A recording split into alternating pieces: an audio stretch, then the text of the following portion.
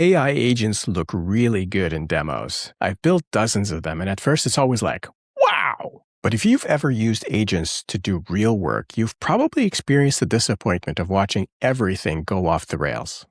Hi everyone, I'm Rashed, and I'm an engineer at Fabrics AI. We build enterprise agents. I wanted to make this video to share with you some of the things we've learned about how agents fail in large-scale environments and what kind of techniques we've come up with to help prevent some of those failures and ensure success. Now, before we go further, I want to make sure we understand the same thing when I say agent.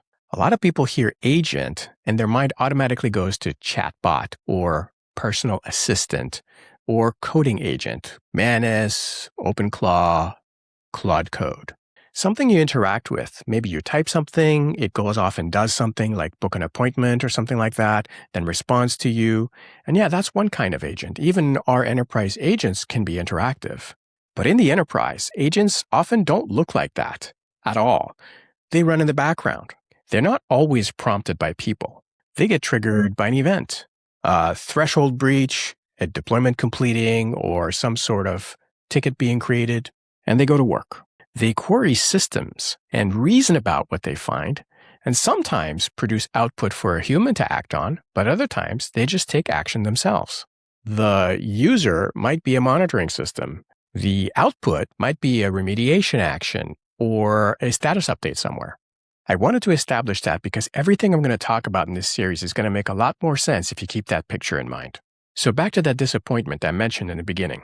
Here's what typically happens. You've built an agent, you've tested it, and it's doing exactly what you want. It's reasoning correctly, it's calling the right tools, it produces beautiful outputs. You're really happy with it. And then you point it at a real environment. Maybe it's doing a diagnostic workflow. It gets triggered, starts working, makes a bunch of tool calls, and somewhere around tool call 15, it starts losing the thread. It's not out of memory. It's not throwing errors. It's just drifting, making choices that don't quite fit, referencing things incorrectly. The reasoning is just getting muddier. What's going on? Well, this is one of 16 failure modes that we've identified at Fabrics. Failure modes particular to the transition between POC and production. In this case, what's going on is the context window is filling up with its own work. And here's the thing. It's not even full, but the model is reasoning over a bunch of stuff that's just not relevant anymore. Old tool results, intermediate steps it's already moved past, and honestly, that's just enough to throw it off. Now, you may have heard of context windows, and most people think of context as a capacity problem. Bigger context is better. You run out of space, things break. Now, that's a valid concern, but as model makers enable larger and larger context windows, that problem is becoming less urgent. You've probably heard LLMs referred to as fancy autocompletes. Now, that's a bit of an oversimplification, but it does express a truth, and that's the LLM is trying to complete a pattern. And that pattern is the entire context window, not just the prompt. That's something not everybody realizes. The context window, even on the first turn, contains the system instructions, it contains the list of tools that are available, it contains a bunch of information, and then your prompt at the end. All of that is the pattern that the LLM is trying to complete, is trying to predict what comes after it.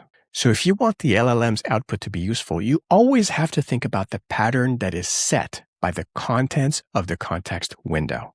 Now, these models are probabilistic, and what you're trying to do is steer the distribution of probable outputs in the direction of usefulness. So being very conscious of not only the amount of stuff in your context window, but whether the stuff that's in there either sharpens or blurs the pattern that you're hoping the LLM will complete is extremely important. And that's just one thing, and there's so many similar types of challenges to think about. So that's what I'm hoping to cover in this series. I'm going to step you through different failure modes for agents at scale and the techniques we've developed at the infrastructure level to deal with them. Next time, we're going to go deeper into that context problem, because once you understand deeply what's going on inside of an agentic turn, you can't unsee it. Thanks for watching. See you in the next one. Let me know if this was useful.